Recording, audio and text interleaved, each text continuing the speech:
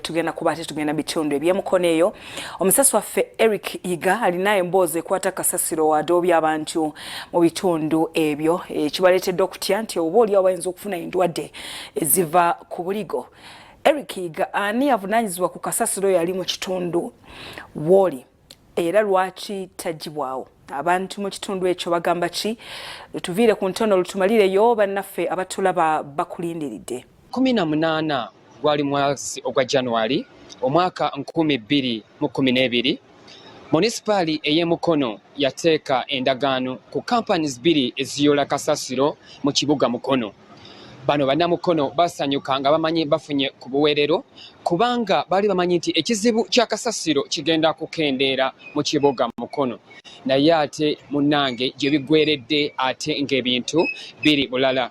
Mu kiseera kino abantu abawangaalira ebbali w'ekibuga Mukono ebyalo ebyenjawulo bali mu maziga oluvannyuma lwa kasasiro, ate abantu abamu okumujja mu kibuga wakati ne bamutwalira mu bitundu byabwe okumpi n'amaka gaabwe.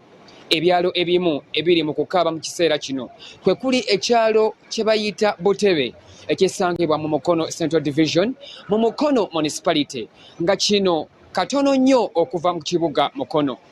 Abantu bakwata kasasiro ne bamuyiwa mu kitundu ekyo, buli kasasiro owa kika kyonna omuli n'ebintu ebikozesebwa mu butale, ebintu by'amalwaliro, ate zo pampa be baana baliwo.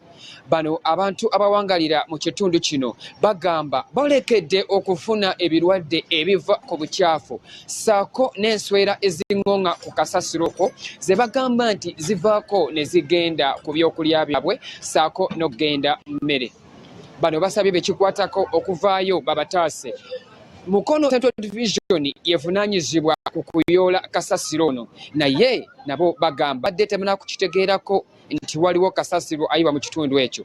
Ekitundu eyo kasasiro waali lyekkubo eritwala abanene abamu wano mu ggwanga nga gye basula, naye nabo we bayita nga kasasiro ono ali awo. Embeera ya kasasiro bwetyo bweri ku kyalo Butebe wano mu masekkati g'ekibuga Mukono, nga bali mabbali waakyo bagamba nti bayambibwe ku kasasiro ono kubanga agenda kubalwaza.